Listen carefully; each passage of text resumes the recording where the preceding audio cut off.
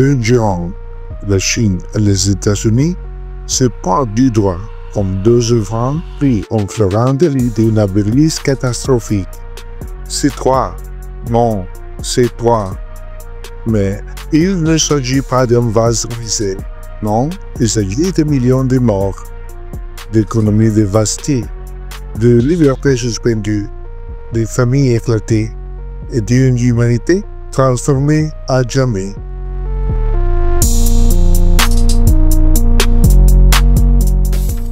Bienvenue à Point de rupture.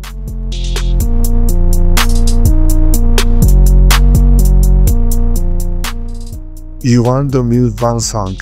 Le camp relance une accusation qui ressonne comme un écho venu du passé.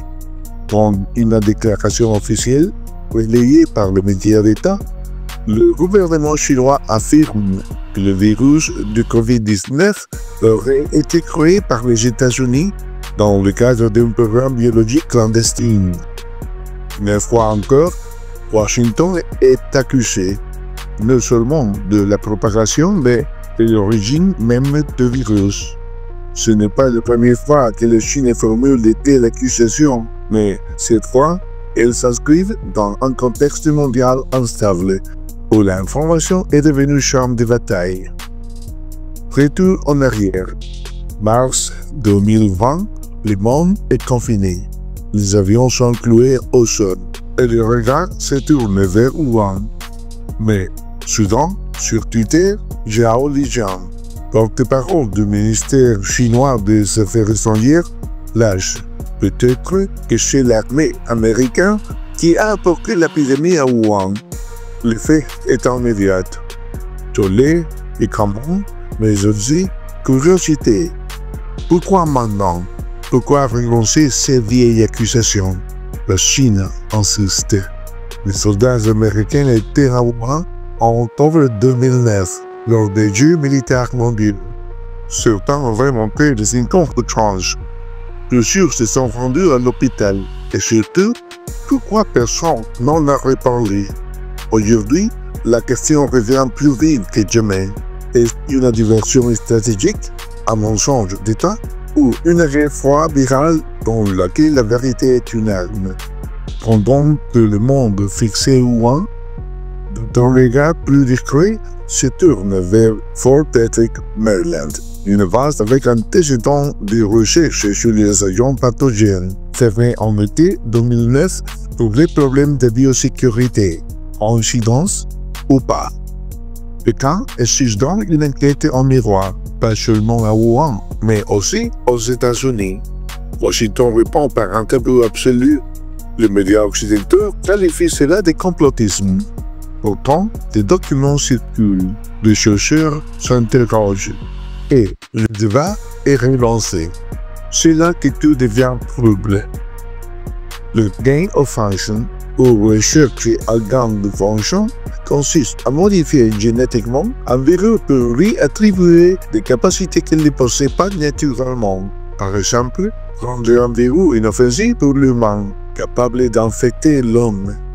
Le but officiel, anticiper les futures pandémies, préparer les contre-mesures, mais en pratique, cela revient à créer des menaces qui n'existaient pas, dans l'espoir d'apprendre à les désamorcer. Un peu comme fabriquer une bombe pour mieux comprendre comment la désamorcer. Où ces expériences ont-elles été menées? À Wuhan. Et avec l'argent de l'agent public américain. Le programme était dirigé par EcoHealth Alliance, organisation pilotée par ITER d'Assac. Le financement venait de l'Institut national de santé américain, sous la supervision directe du Dr Fauci. Le montant total, plus de 3,7 millions de dollars injectés dans des expériences sur des coronavirus de chauve-souris, dont le laboratoire même de la pandémie est supposé être réparti. Quand la crise éclate, un silence s'installe. Peter Daszak consigne une lettre dans le Lancet, dénonçant toute théorie du complot, sans mentionner son implication directe. Le conflit d'intérêts est total, et le silence parfaitement organisé. Mais Il faut le dire clairement. Impliquer des institutions américaines dans la genèse possible du virus ne signifie pas que les États-Unis, en tant que nation ou que peuple, en soient les acteurs conscients ou volontaires. Les États-Unis ne sont pas un bloc monolithique. Ce sont des pouvoirs concurrents, des idéologies opposées, des intérêts souvent irréconciliables. Et parfois, ce sont des acteurs infiltrés, opérant depuis l'intérieur au service d'agendas que même les citoyens américains ignorent. Ces possibles conspirations biologiques, si elles se confirment en jour, ne seraient pas l'œuvre d'un pays contre un autre, mais le résultat d'un monde où les ennemis de l'humanité sont désormais partout, et surtout là où l'envie attend le moins. Un virus fabriqué, un financement opaque, et un silence partagé. Voilà peut-être la définition moderne de la guerre, invisible, décentralisée et financée à coup de subventions. En septembre 2021, The Intercept publie les 100 pages de documents internes, contrats, échanges, rapports liés aux recherches de Wuhan financées par les États-Unis.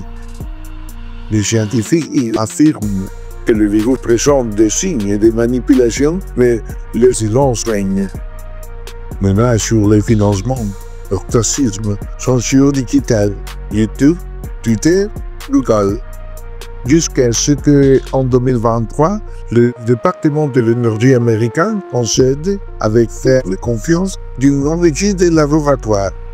Soudain, les complotistes deviennent lanceurs d'alerte. Robert Kennedy Jr. s'empare du sujet, dénonçant un transfert de pouvoir imposé aux citoyens par les institutions. Il affirme que trop de vérités ont été cachées. Pékin est devenu un colosse diplomatique, mais pas sans calcul. 1,65 milliard de doses expédiées dans le monde d'ici fin 2022, dont au dire à l'Asie. 240 millions de doses vendues en Afrique. 386 millions en Amérique latine, 938 millions dans le Pacifique Asie. En mai 2021, plus de 250 millions de doses exportées, soit 42% de la production totale de l'époque, essentiellement proposée à l'Amérique latine. Plus de 19 milliards de dollars américains de revenus pour Sinovac en 2021. Dont la moitié provenait de l'étranger. Pékin a relayé chaque livraison en grande pompe, enchaînant les cérémonies officielles dans plus de 111 pays. Des accords bilatéraux directement via COVAX. 86% des doses étaient payées. Conséquence, les propres citoyens chinois sont restés à la traîne. Pendant que le monde recevait des doses à froid, en Chine, la vaccination de masse n'a commencé qu'à fin de 2021 et encore poussée par l'arrivée des variants Delta et Omicron. Le régime a préféré vendre ces vaccins à l'extérieur.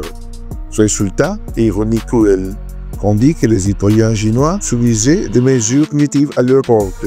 Confinement généralisé, données maquillées, épidémie présentée comme maîtrisée. Donald Trump, exilé mais toujours orateur réserve, affirme que la Chine doit payer un prix très élevé, accusant Pékin de falsification, manipulation de chiffres, de songes et de sanctions et indemnité mondiale. Ni la Chine, ni les États-Unis, ni l'OMS ne veulent assumer leurs responsabilités. Le SARS-CoV-2 n'a pas seulement attaqué le corps. Il a miné la confiance, la vérité, la liberté, la démocratie.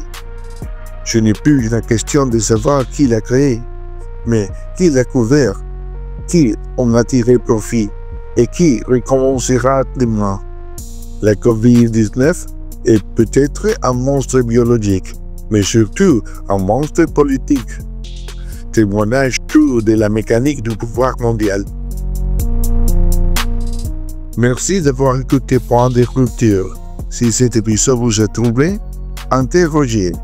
Mais en colère, alors notre objectif est à temps.